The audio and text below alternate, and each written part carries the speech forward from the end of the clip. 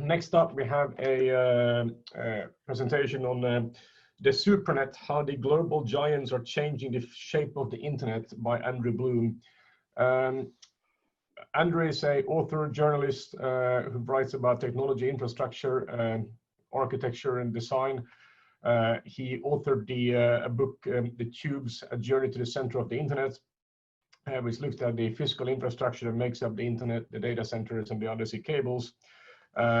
He has written articles for Time, Wired, Popular Science, Vanity Fair, New York Times, etc., and has spoken at many conferences as TED, Green Build, The Next Web, among others.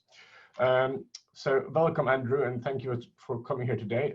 I know that Andrew is on the East Coast, so this is very early for you, I think. So again, very much thank you for taking the time and getting up this early for us. So Andrew. No. Yeah. Good morning. Hi there. Wait for my video to come up. Hi, folks. I wish I could hear all of you, but we'll suffice to this. Kurt, thank you for that introduction. Thank you all for having me. Yeah, it's a little early here. It's 6:30 in New York. I snuck out of my house as if I was going to catch a plane, and instead went about 10 minutes to the little office outside my home, which is where I'm coming from today.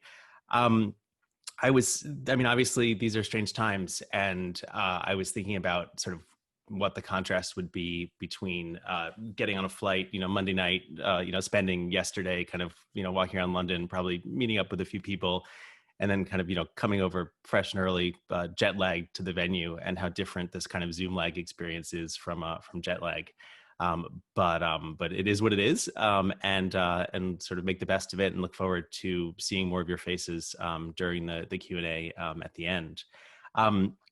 The contrast with me, though, was particularly striking because it was exactly what I had done 10 years ago when I flew over to London to visit LINX, and this was as kind of part of my journey to visit the infrastructure of the internet.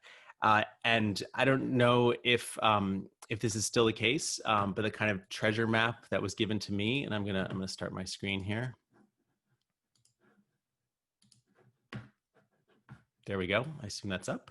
Was the treasure map into London, into Telehouse.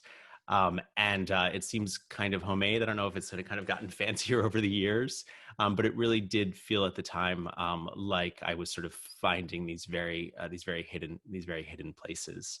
And I pulled up my notes from that visit. I sat down in the office to talk to John Souter, who I think is in the audience today, and had wandered around and went to sort of look at the main LINX router with Colin Silcock, who was the engineer at the time. But the key thing that I had highlighted, and this is 10 years ago, fall of 2010 precisely, was the traffic that LINX was doing at the time, because that growth seemed astonishing. And I pulled it up. So the sort of passage in my notes that was the focus of sort of, okay, here's what you guys are doing, was 2009, LINX traffic rose from 350 gigabits to 550 gigabits. And today I missed the opening presentation. I was still asleep, but I think it's 4 terabits is something about the average. So obviously, the growth of this is astonishing. I assume maybe this map is still the one that's being used. But what of course is remarkable is that the places, the major capitals of the internet, the places where more traffic is exchanged than anywhere else, hasn't changed much at all. So it's nice to kind of come back to LINX in this capacity. And what I want to sort of talk about today is kind of one really monumental sort of tectonic change in the internet in those last 10 years, and which is the thing that I'm thinking about most carefully over I would say the next 10 years. Let me back up a little bit though. Just a little bit of context for those of you I haven't met and spoken with before. I sort of started on this project about 12 years ago when I was working at Wired magazine, and one of the things that was striking about Wired magazine in 2009, 2009, of course, is before Instagram, before Uber, sort of an entirely different internet world than we have today. But one of the things that was striking was that at Wired, we had forgotten about the wires. I was writing mostly about kind of big physical things, and the internet turned out was one of them. There was very little sort of cognizance of what the cloud actually was. The term the cloud wasn't used very much at all, and no one had really seen the inside of a data center. There wasn't any sort of popular image of that. There had been a lot of folks who had sort of been burned by the kind of boom and bust of the first broadband era, kind of 2000, 2002. And we kind of kept all this stuff swept under the rug. There's no one was going to see it. And that changed dramatically for me and really gave me a framework for thinking about this. I won't get into the details, but to suffice to say that a squirrel chewed on my internet in the backyard, or at least that was how it was described to me. And I realized that if a squirrel could chew on the internet in my backyard, there had to be other pieces of the internet that the squirrel could chew on. And so the very simple kind of, operating construct for me became to kind of pull the wire from the wall, to just keep following it and to see where it would take me, with the notion that all of the pieces of the internet had to be physically connected to each other, that it couldn't just be an actual cloud. And so I went out to find it. Oh, it ended up, sorry, here we go. There we go. Ended up here, Land's End, in Cornwall. I've never shown this picture before because for years it seemed sort of too dorky. I guess as the years go by, I either care less about that or it becomes enough of a historical artifact. I also realize that I've gotten a little grayer, which is what two kids and Donald Trump will do to a person. But this was the internet. I said that I had arrived at the internet in Land's End because so many of the transatlantic cables landed in this one spot on the Cornwall coast. And most strikingly, they had landed there for 150 years. So you have this international infrastructure that is rooted deeply in the geography of the place. And not only that, but you have this kind of continuous sort of economic and political structure where you have telecoms building cables and selling capacity on those cables, and that's kind of how things are working. Now, that the concentration of that's remarkable. I just before I left on that trip, the person who was hosting me at one of the cable stations sent this other kind of treasure map. This was in the pre-Snowden era. It was very sort of hard to find out where these cable stations were, and I put a huge effort into kind of making my own map. And then, sort of perfect quest moment. Just before getting on a plane, this shows up in my email. I remember being a little concerned that it might be suspicious that I had this sort of perfect map of the cable stations circa 2010 of Cornwall. But what was quite clear was that it was a kind of high street for cable stations, that they were all lined up, and that again, the sort of technology and the sort of political economy of it, all the companies that had come together were completely overlapping with the geography, that it mattered utterly where these places are. It was really interesting for me to hear Andrew from Interaction talk about how the kind of radius of that has changed, particularly with the pandemic. But again, these are all telecom companies. That is the kind of crux of it. I remember walking through the station at White Sands, which at the time was Global Crossing. Now I guess is Level 3. The names, of course, changed very quickly. And Joel Palling, who was the engineer who gave me the tour, his father had been a cable and wireless person. He'd been a sort of stationed around the world. And that tradition of telecoms, of the fact that we carry the messages, was so embedded both in the station and in the place of Cornwall, of Porthcurno. There's the amazing submarine cable museum there that kind of lays out this sort of continuous 150 year history. And I sort of really felt the weight of that responsibility of the phone company, of keeping the messages flowing, and of the necessity of that. And I highlight that because something else happened on that trip. In the sort of next stop along the way, I really wanted, those of you who spend time in data centers know that they do kind of all look the same. I really wanted to see as many data centers and cable landing stations as possible. And the next one up the line that I visited was the Tata Communications Station in Highbridge in Burnham-on-Sea near Brighton. And it looked quite similar inside. I remember, again, the sort of pace of the industry. The security guard this was wearing a sweater from sort of 2 owners previous. Things had changed that fast.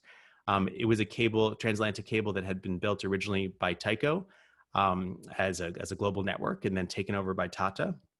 And so at the time, and I not so much anymore as it nears the end of its lifespan, but at the time, this cable was an absolute beast. It's such a beast that it had been so overbuilt that it still had dark fibers. Even I guess it was about 8 years since it had originally been turned on. So I remember walking through the station, and this was a moment that didn't seem particularly notable at the time, but in retrospect was absolutely notable. And the owner, the tour guide, pointed at a bank of yellow interconnects. Oops, white sands. Pointed at a bank of yellow interconnects. This isn't them exactly, but you get basically this is what it looked like. And there were 2 of these side by side, and he said. The ones on this side are active traffic across the Atlantic, and from going from New York to Brighton and then straight on to London. The ones on the left are all Google's. He said Google's building a huge network. He said they tried to hire me because everybody always says that about Google, and it was utterly remarkable to me that. Google, which was a content company, a search engine, YouTube was there, but still relatively nascent, was essentially sort of taking over this cable landing station. That there was very quietly a kind of equal number of wavelengths that was serving all of at the time Tata's traffic across the Atlantic, and then right next to it, very subtly was Google's traffic, and that seemed quite remarkable. But I didn't do much with it. Just for context, this was a moment where, where Facebook did not have a single freestanding data center. I know that because 6 months later, I visited their first data center in Prineville, Oregon, a 450,000 square foot building, opened spring of 2011. They just announced this June, they're building their 9th building on the site. So they're up to 4 million square feet there. So you've just got this amazing, astonishing growth and the other, Google at the same time as well, no one had ever sort of seen the inside of a Google data center. It didn't exist. This image came out in the fall of 2012, not long after my book, after I'd given them a very hard time that, Google knew everything about us, but we didn't know anything that was going on. And it sort of immediately changed the kind of public consciousness of what a data center was. And I think that sort of the idea that these companies were slowly building up their infrastructure seemed obvious to serve their business, but it was impossible to recognize what the scale of that might be. And certainly at that cable landing station in Highbridge, to see the sort of the big rack of wavelengths serving all of Tata's transatlantic traffic at the time, side by side with the newly acquired Google wavelengths, was really remarkable. How remarkable is kind of difficult to process.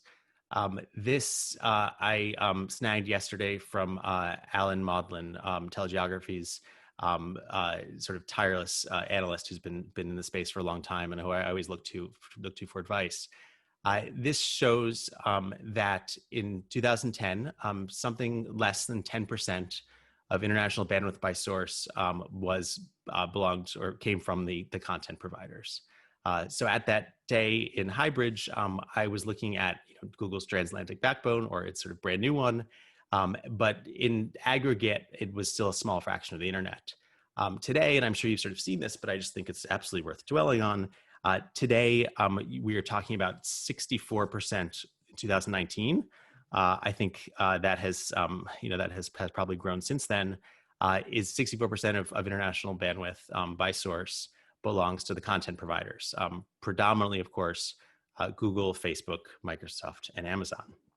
And I think, the what's remarkable, I mean, that's, of course, it's not just that the internet's grown, it's that it's a disproportionate growth. That there is a sense that these hyperscalers, these giants, are kind of eating the internet from the inside. Sort of, they are kind of erupting out of it. And I want to talk about kind of what the significance are. And I want to put to you as well what the significance of that shift is, and how it might change the internet. So if you've got the, you need to, I mean, again, it always comes back to this physical component. So I think about, that bank at the White Sands landing station, the two side by side. At the time, it looked like half and half. Of course, you never don't know what the actual traffic is, but to really see over the last 10 years what the percentage of growth is utterly remarkable. And of course, the trend line is very clear as well. And I think that's, it bears wondering where that is going and what the consequences of that are. And of course, the switch to that, the way that is being driven is with not only now Google and Facebook and Microsoft and Amazon buying major wavelengths, but now actually building their own cables. And again, just to try to reflect on the utter scale of this, excuse me, Google's naming scheme with their undersea cables started with A and B, alpha beta, but is now alphabetical. So over the last few years, you have Curie, C, Do Not, D, across the Atlantic, Equiano, which I'll talk about a little bit more, to Africa. And then just a few weeks ago, the G. I don't know where F is. If anyone can tell me, where the FF is, that would be great. But the implication, of course, with this naming scheme is that we are up to G, and we have 18 more letters to go. The potential of 18 more Google undersea cables around the world is an absolutely kind of it's a sort of staggering thought. It's a complete kind of inversion of the way the internet has been structured over the last, call it 25 years, where you have telecoms, of course, selling capacity to content providers. But instead, now you have a flip. You have the sort of content providers building the bulk of the internet's infrastructure, at least internationally, and then you have all of us sort of using it. I think, of course, over Zoom today, we're using one of those cloud infrastructures. So if you're in the business every day, as you are, there might be a little bit of the proverbial sort of frog in boiling water. But to look at this in a sort of 10-year arc is just the recognition that this is utterly a tectonic shift in the way the internet's put together. And what's so startling to me about the changes is how quietly they have happened, and also how far they are from the traditions of telecom, how far they are from the 150-year history of cable and wireless. I'm not saying necessarily to go back to cable and wireless, but we have a continuous, the only telecom history, the only way we communicate is with a kind of common carrier tradition where the telecoms carry our traffic and our traffic and the telecoms are separate from each other. And so with the cloud, with all these services, with Zoom, with what used to be called kind of over the top, we now have a change in that.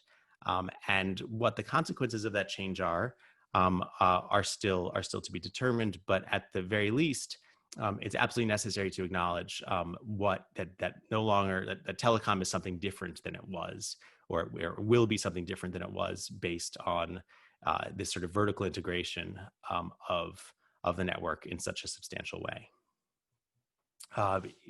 What Google has done, Facebook has done as well. Not with an alphabetical naming scheme, but this is the Facebook's newly renamed To Africa cable, which is an absolute beast, the longest cable ever built. It will be 37,000 kilometers long, the same as the circumference of the Earth. It is, it's putting in place an infrastructure that is going to transform African connectivity landscape, definitely. There's an incredible need for more bandwidth, and certainly a very clear argument that To Africa and Google's Equiano cable down the West Coast will really, will drive bandwidth prices down, which I guess is not good if you're in the bandwidth selling business, but if is good for everyone else. But again, it's new. It is a tectonic shift in the way we think about the infrastructure of the internet being built and the way it's owned. So I want to sort of posit a way of thinking about this. The internet, as I explain all the time, and as all of you know, is a network of many networks. It is a kind of internetwork. No network on the internet is an island. We all depend on not just the strength of a single network, but the connections between networks.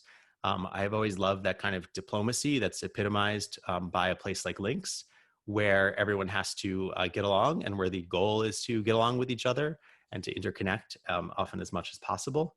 But when you're talking about this sort of steady shift over the last 10 years, where a handful of networks, 2, 4, are now representing 2/3 of global traffic, the idea of the internetwork seems to me, and this is where I grab my title from, more of a kind of super network, a network of a few above all. So I asked this question very sincerely of does this matter? Separate from the business models, does it matter that the way the internet structure is changing so much? Is the ownership of these cables, is it significant for the free and open use of the internet? Are they restrictive in some way? And the answer so far seems no, not really.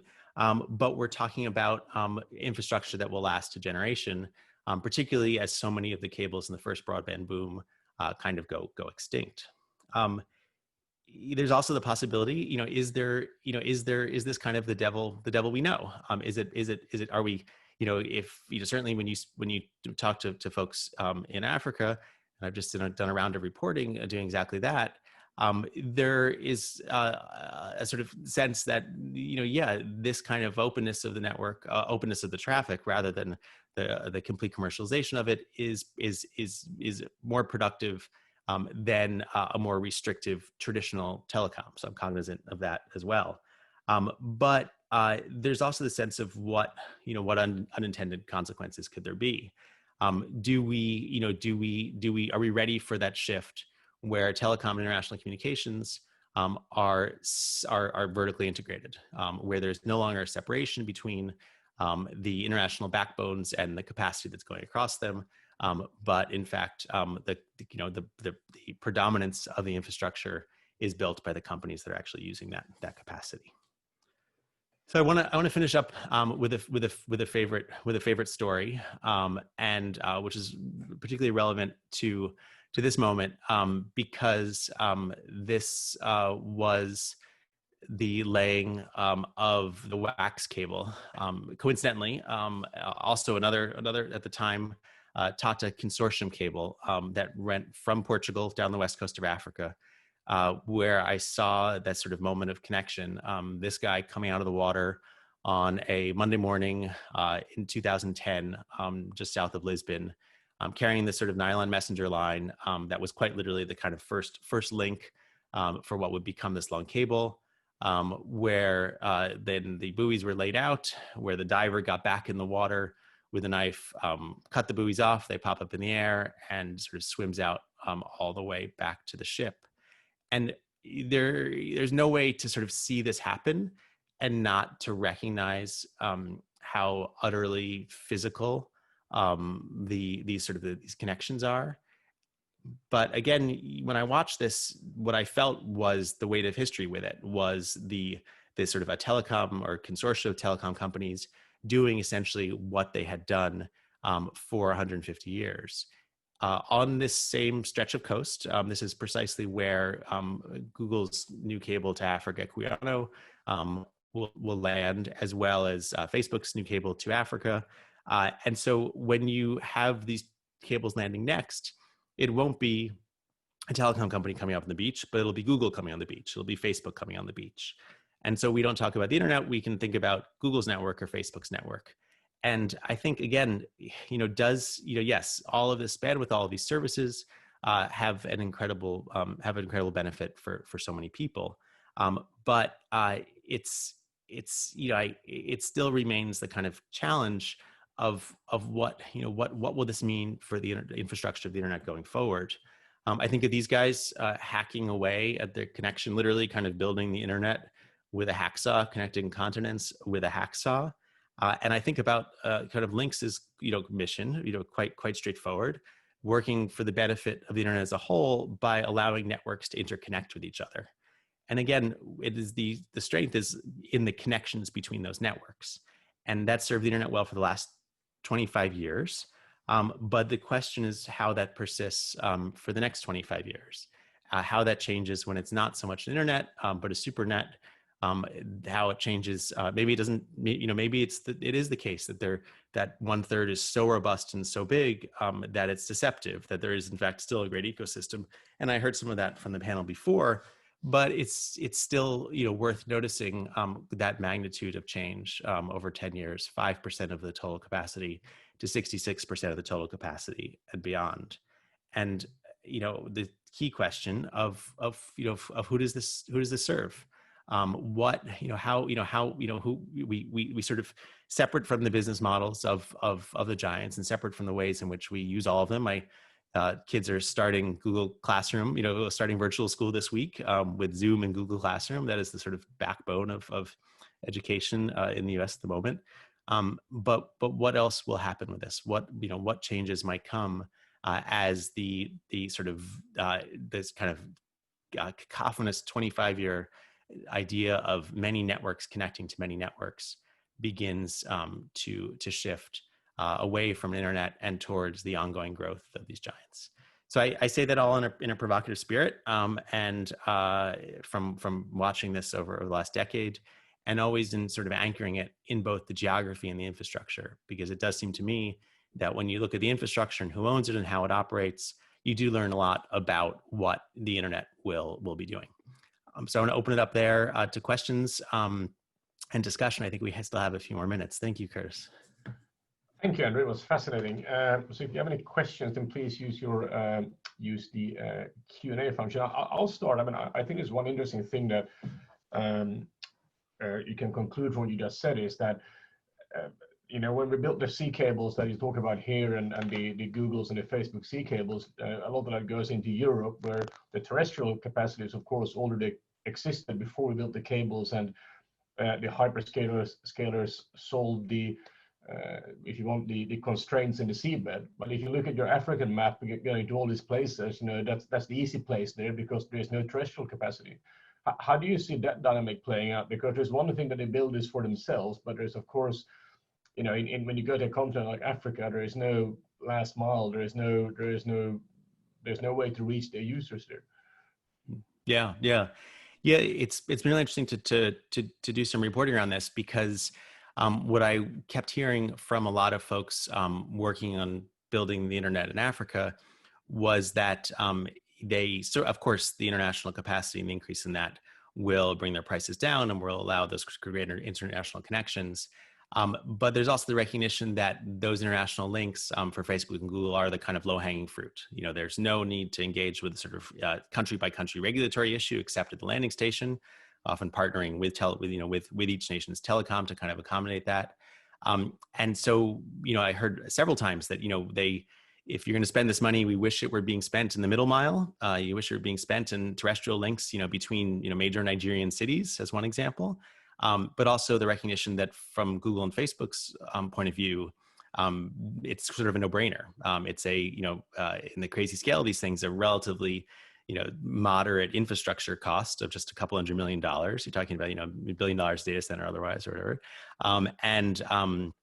And so, so why not do it? And a pretty safe asset over 20 years. But again, it's very easy and very, it's very easy to nod along with Google and Facebook saying, yes, we are happy to contribute this infrastructure. It serves our business. It serves people. There's no disagreement with that. The challenge, though, is first, is it, well, and this is a sort of higher order challenge, is it the most kind of responsible use of those dollars? That's not necessarily the priority, and not necessarily needs to be the priority for Google and Facebook. But more significantly, what's lost? When you talk to the telecoms, the traditional telecoms, they say, oh, we're shifting to more local services. They're essentially moving out of the international business because there isn't much of it left. And that's a pretty dramatic shift. And I do wonder about this kind of, continent scale change, the sort of tectonic change in the way that we think about the ownership of the internet and how that traffic operates.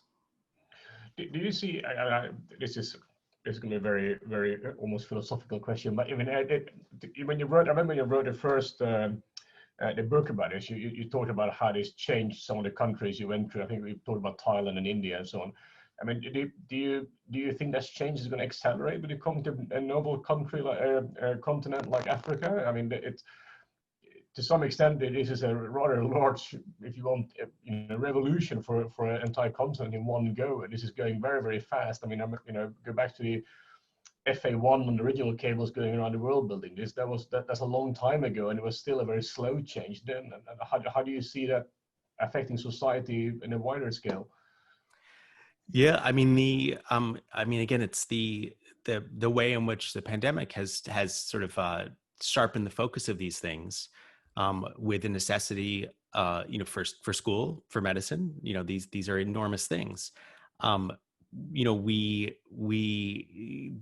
have no doubt that these new cables will begin to trickle down and sort of increase the lower bandwidth costs and sort of increase accessibility across the board. There's of course a long way to go with that.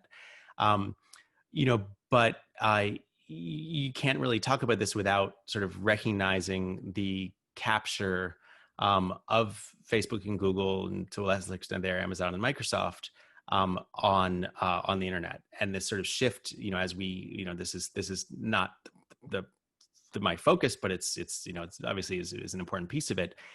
But the shift to not just in the bandwidth, but in the kind of walled gardens of Facebook and Google from a business perspective. I do notice the trend that when you talk to Facebook and Google, and again, I pick on them because they are the internet. I pick on them because it is just a massive chunk of what we talk about. But Google has Google talks very proudly of their business model and is quite closer to the vest. And the services they provide, and is quite closer to the vest, holds their cards closer to the vest with the details of their infrastructure. Facebook is almost the opposite. Facebook is quite transparent about its infrastructure, and the 2 Africa cable has an amazing list of partners and a lot of sort of a very open spirit. But of course, in their business model is much more driven by capturing our attention in a very specific way. I don't know if anyone of the audience have any more questions, but I have a last one. So you covered this now. You covered the infrastructure and the sea cables and the fascination with it. What's next after this then? What do you think is going to be the next thing you'll write about? We'll meet again here in 10 years from now in 2030, and we'll talk about this. What's going to be the thing that's fascinating about internet infrastructure then?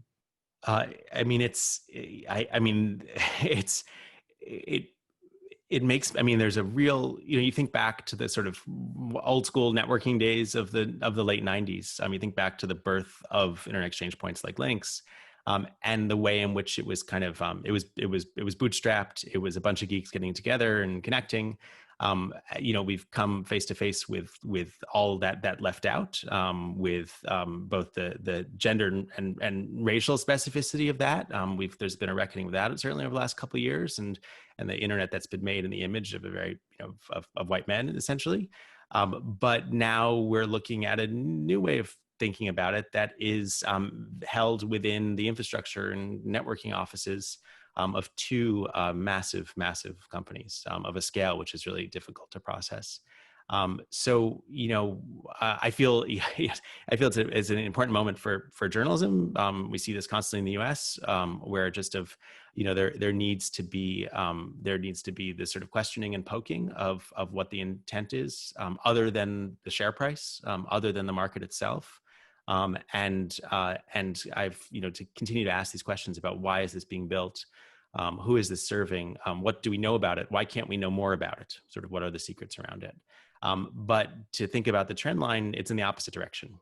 It's in less of a need to talk about these things because everyone has to connect with each other, and it's more we'll tell you when we feel like it, because 2/3 of the internet is owned. Is 2/3 of the capacity. Again, these numbers are strange. Is in the hands of 4 companies. Thank you. We have one question from the audience. What are your suggestions for actions to be taken to not let this happen, so to be taken over by the giants? Can I ask that person what their suggestion is? It's, I mean, my tool. I mean, my toolkit is talking about it. I mean, my toolkit as a journalist is asking questions and talking about it.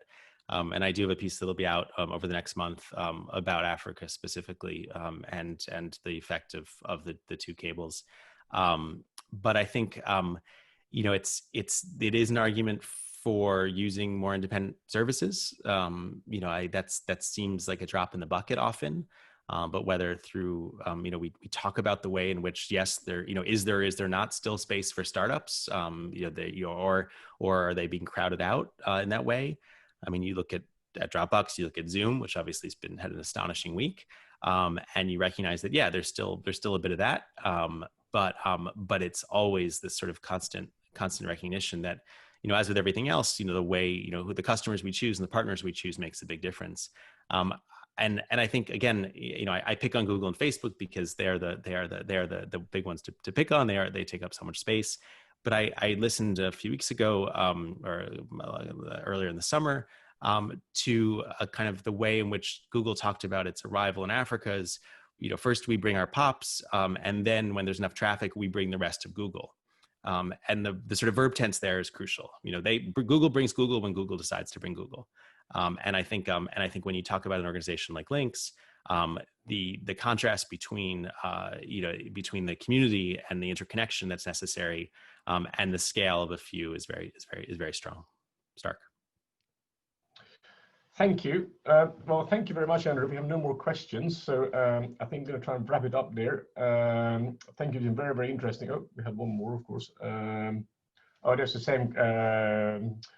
It's Vesna saying that her answer should be to have more community network, free software, and anti-monopoly regulations by the states and the EU, and of course, a revolution. With a smiley afterwards. Tall orders, yes. Glad we ended there. Yeah.